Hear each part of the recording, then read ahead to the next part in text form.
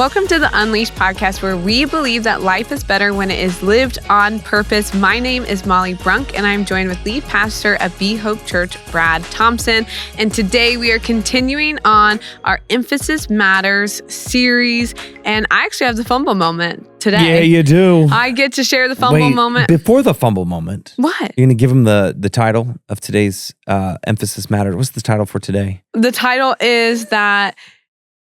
I don't actually know where the title is. Oh, gain the advantage. Is that correct? I think yes, I think that's it. Yeah. Gain the advantage. Brad works really hard on the titles, and not really. he likes catchy titles. Are they catchy? Gain the advantage. Is that catchy? I guess you could have just had a really point blank one that doesn't have any element of mystery in it. So yeah. This one's fun. But so gain the advantage. One thing that is a part of my job here at Be Hope Church is that I get to be Brad's assistant, and I help with his scheduling. And so we wanted to talk about a crazy day that he had back in February, but we're past February. And we wanted to reflect on one of the days that he had insane back-to-back schedule and what happened because of that. And so I wanted to read his schedule for you all so that you could understand maybe a little bit of what he's going into this meeting that we're going to discuss later. Fair enough? So at 6:30 a.m., he had a men's group, a 38-week men's group where he is leading men.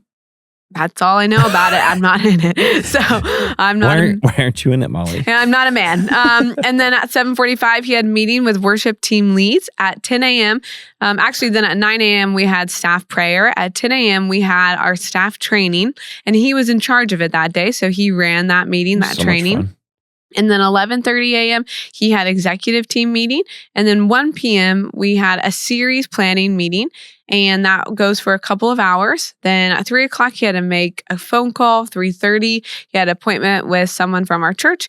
And then that evening, he had to speak at our Celebrate Recovery ministry. So that was a doozy of a day in Brad's life. And his afternoon meeting did not go well. And now looking back at his schedule, we are not surprised that it did not go well. Fair enough? Fair enough. Fair Agreed. enough. So do we want to dive into that meeting a little bit, or just talk about how it did not really go well? There's so many people in the room.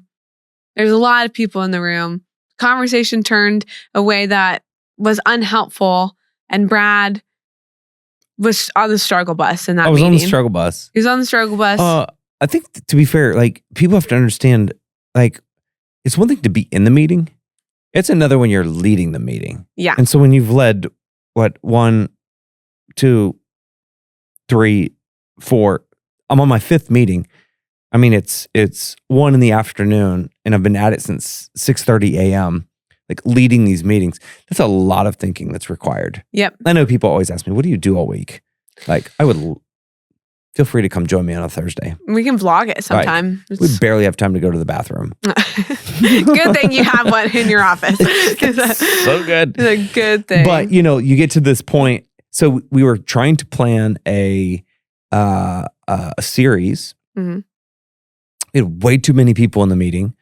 I think the struggle was, by that point, my mind was fried. Yeah. And it diverted in a direction we didn't anticipate going. We were talking about the concept of what it means to be a church. And it turned out to be it was a great series. It was so much fun. It was not fun in that moment. It was not. Because we started talking about things other than what the church is about. Yeah. And we started talking about, what's our mission? And does it connect? And yep. All these difficult discussions. And I just watched the life drain out of Brad slowly in that meeting. I don't have many days where I put my hands in my head at Be Hope. I have so much fun. That was one of those days, one out of probably 2 since I've been here in 3 years, where I was like, this is not going well. Yeah. Right. And here's what I learned is that the frequency of the meetings is extremely important to giving you the proper vantage point. So I've been saying it like this. This is kind of what I want you to know today, is that the frequency determines the viewpoint, the vantage point, right? Like how often you're meeting with people, how often you're having meetings often determines the level at which you're thinking about your life, your organization, whatever it is that you're working on. And so I think the point is that sometimes you can be having the right meetings, but you have the wrong frequency. Does this make sense? Yeah. And so many times, I think like this was a perfect example. When I first got to Be Hope, I had a lot of those days. A lot of those days. And so I was meeting people nonstop. And there was nothing bad. I needed to meet people in that season. But then there needed to be the time where it's like, no, the frequency has to slow down, because meeting with them every week doesn't help us get to where the organization needs to be. Yeah. This sounds really callous. No, I think I think you're going to explain more of the concept too, but I think that it makes sense. And none of the meetings that you had during that day were bad. No, they weren't bad. I probably didn't need to have some of those meetings that day, especially when we had massive planning days for things that were so important for the church. Yep. Does that make sense? Yeah. Like there were some of those conversations that could have been had next week or 2 weeks down the road. Yeah. And this is what I want to argue today is, I know people who listen to this podcast, you are leaders, you're making a difference. And I would say, if you're truly a leader, you are going to fill your schedule with things that matter and that are meaningful. We were having this argument beforehand, and the argument was, well, you can fill your schedule and be busy, right?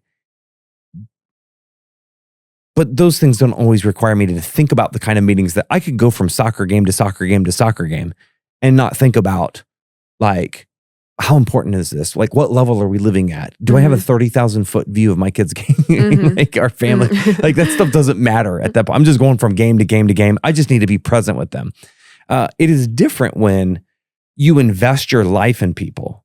Like, I'm just going to say this. If you're making a difference, you have to strategically plan the frequency of the meetings that you're having with people.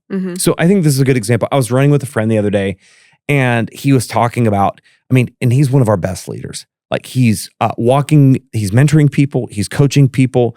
He has an extremely important job. He's an amazing dad, cares about his family, leads his family well, leads his girls well. Like, you look at his schedule and he's busy. And he was asking me, he said, I can't figure out who I need to meet with or how often I should meet with them. And this is when I just said, the frequency of those meetings determines the vantage point. The frequency determines the vantage point. And he's like, what do you mean? And so I use the word in the weeds, but I'm going to use different language today. Can I use Army language? Sure.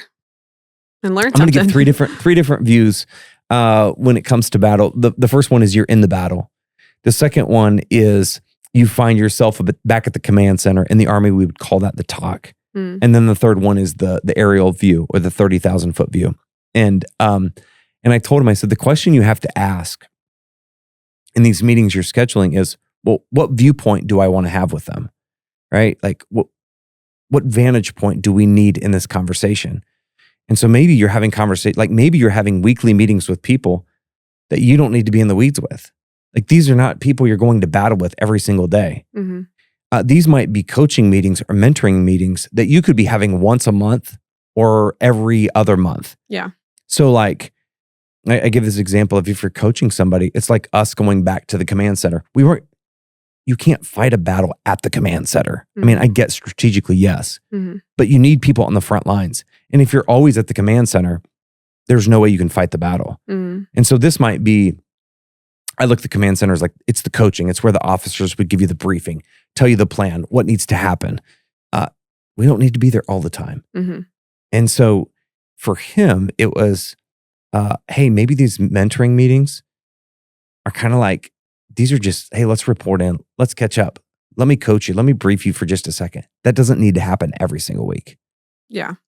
The meetings you need to have every single week are the ones where, man, they're day to day. We're making a difference. We're working on things. We're doing life together. Yeah. No, I think that Helps make sense because I think often we feel an obligation to frequency because we think, oh, like I have to be consistent. I have to show up for people. And so you feel this guilt if you're not doing that. But it overall hinders some of the, I don't know, just the success that you have in like making an impact in their lives if you're so in the weeds with them. And so I think always stepping back and like taking a step back with some of those relationships helps you cast vision of, okay, where do we need to move now? Where can we keep taking steps forward, whether that's in faith or within leadership or anything like that. So yeah, I think that's super helpful. I think like a personal example, this is how I think about my life. I think I have like 4 different views maybe. I know I need to go back to the 3, but like I have people who speak into my life every single week. Like you, our producer, Matt, like there are things that I'm working on every single week that you guys are speaking into. And so your feedback is so important to me. And so you're always speaking into my life. I have you guys. But then I have mentors and coaches. And these are people that I'm meeting with probably once a month, sometimes once a quarter. And those are broader strokes of like, man, where am I with my family? How am I doing in terms of like emotionally? Am I stable? Am I we could argue that. But am I physically healthy? Like we're looking at some of the things that matter to the everyday stuff, but it's just one more level up of we're looking at the broad things of my life that need to be worked on. And that's more like a monthly meeting, a quarterly meeting. But then I have what I call these cohorts. I'm in a cohort. And I don't know if you do this, but I love learning from other businesses, other people, other pastors. And I do these like twice a year. And so at that point, I'm looking at big, like we're talking big 30,000 foot level concepts. Like, and my thing is the frequency is so important because if you had 30,000 foot conversations, if I met with these pastors every single week, we would never get anything done. Yeah. Because we're just talking high level stuff. I know people like this, by the way. They have really great ideas, but when it comes to execution, they don't know the first thing about getting it done because they love to live up here, right? And so like the frequency is twice a year. I had a cohort I was a part of. Twice a year we get together and we say, what's the one thing you're going to do in the next 6 months? And often it was this huge, massive project that we had to get done.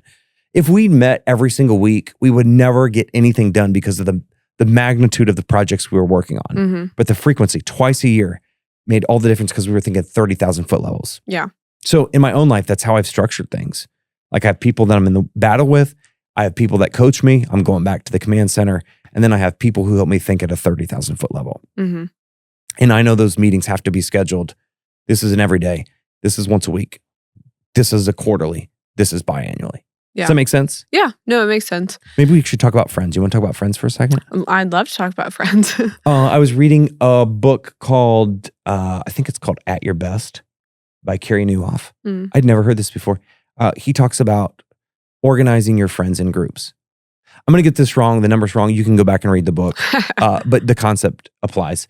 And he talked about defining your 1 to 6 friends, your 1 to 5 friends. Who are the 5 closest people that when they text you, they call you, I'm picking up every single time. Then you have your 6 to 12.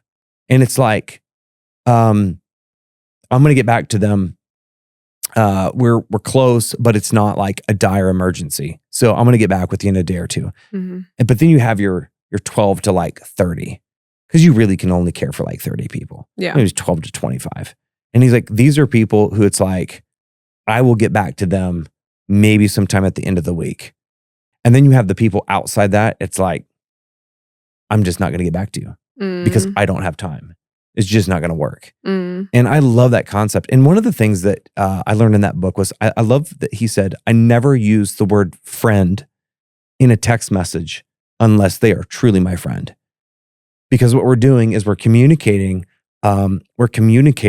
something that is not true. And then they misunderstand the value of the relationship based upon the way we've described it within the text message. And that's been a huge takeaway for me. Because I love calling everybody friend, and everybody's not my friend. And you know like how I feel about friends. Yeah. It took me a long time to earn that title. Good golly. A lot of man hours. Yeah. But that's such a great concept. Like my first 5 people, frequency. If you, my family, JC. Yeah, I knew it. I knew it. It's like if JC's I'm getting back calling. to you right away. Like, but then I have these people. It's like the 5 to 12. It's like, oh, frequency. I can get back to them tomorrow. Yeah. Maybe in a couple days. Yeah. And then they're 12 to 25. This is not an emergency. Like, yeah. How do you make yourself sound less mean when you are talking about the people outside of the 30? Because like you never not respond to people, but I think that like there's this hard thing with friendships. I think the older you get, like the less friends you actually have. Like you, it's true. I don't know. And so, but like we want to be in a relationship with people and we want to be caring for people. Like this guy who we're talking about, if you're living on mission, if you are talking to people about Christ, if you're doing all these different things, it's like your schedule is going to be full. Yep. But he's not just hanging out with his friends all of week. Like you can have a friendship with people. But I think it's just different. I think it sounds really jerkish. But it's the truth. And so how do we make it sound less?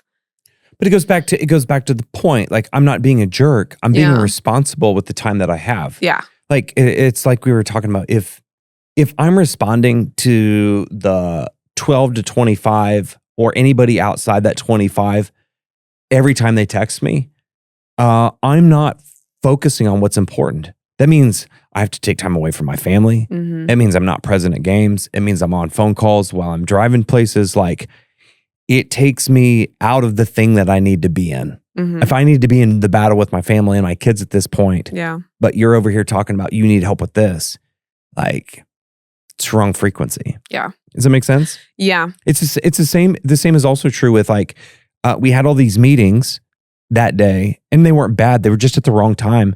And ultimately, I couldn't help our team think at a higher level because I had been in all these other meetings that did not need to happen that day. So I took myself out of the game. Mm-hmm. And I think that's what happens. It's not me being rude. Mm-hmm. I care about people. I genuinely care about people. Yeah. I also realized that there are people that I care more about than other people. Mm. No offense, but my family is more important than pretty much anybody else is going to text me. Yeah. And so if I'm at home and I need to be focused on them, I can't allow those people outside the circle to invade what is most important. Yeah. I think that makes sense. I think, I think it's a good concept to wrestle with. I think you want to do your due diligence to people. But also if you do your due diligence to every single person that comes in contact with you, then those closest to you will suffer. Like it's true. And so, yeah, I think anytime we have meetings or we are meeting with people with the wrong frequency, the right things are going to suffer in the wrong way. Yeah. Yeah. So no, that's good. Do you have any other examples or what's at stake or anything like that before we dive into some hope or nopes? I just want people to remember, as maybe some questions for you is, as you're thinking about the people that you surround your life with, the meetings that you have, the people that are speaking into your life, and the people that you're speaking into their life, these meetings that you have throughout the day, is it the right frequency? You might be meeting with the right people, but you're meeting with them at the wrong time. And your frequency determines the vantage point. If I'm meeting with them every week, I'm going to battle with these people. Mm-hmm. If I'm meeting with them monthly, quarterly, I know, man, these people are coaching me or I'm coaching them. If it's biannually, twice a year, 3 times a year, these are big 30,000 foot level conversations. And the question is, what are you trying to accomplish in those meetings that you're having? Yeah. So, yeah, no, that's good. All right, you ready Hope for or some nopes? hope or nopes? Okay, so the first one that we have is going to be like end of summer, almost, and I don't know, we'll be end of summer. But I want to know what your thoughts are on community pools. Hope or nopes for community pools? I pee in them like everybody else. Oh my word! Thank goodness for chlorine. Am I right? I'm just kidding. I haven't been to a pool in it. I don't know how long. I was going to ask. I was like, do you even go to the pool? No, I can't afford it. Okay, fair enough. Everyone's going to feel bad for you now, but no, they shouldn't. Don't feel bad for him. Let me rephrase that. I don't want to afford it. There you go. How's that sound? There you go. Okay, the next one is sunscreen. Do you wear sunscreen? I do. Do you? I wear daily 30 SPF on my face. That's good. That's all of the skincare girlies are like clapping for you right now. I've been doing that for years. Wow, you're ahead of the curve. That's good. But when you go out, like, will you put on other sunscreen just your face? All right, well. That's the best part. After I'm burnt, maybe. The rest of his body's at risk, but... I'll have cancer everywhere else but my face. Yeah. I was like, if you ever watch the sermons on the weekend, Brad gets real freckly by the end of the summer, so your arms get super freckly. But that's fair. Those are the only hope or nopes that I have, unless you have anything else that you want to discuss. Just, freckling is the way redheads tan. Well, that's fair enough. Your freckles just pop out, and then everyone's like, "Wow, you got a." That's what you're saying now. You got a solid tan. I got lots of freckles. Embrace blonde Brad right now because he's about to be red hair Brad, and in a few months. In a couple months. Time can tell, so it's fine. But we are so grateful that you took time to listen to this podcast today. Make sure that you like and subscribe and share it with everyone in your sphere of influence. And we will see you on the next episode. Thanks so much.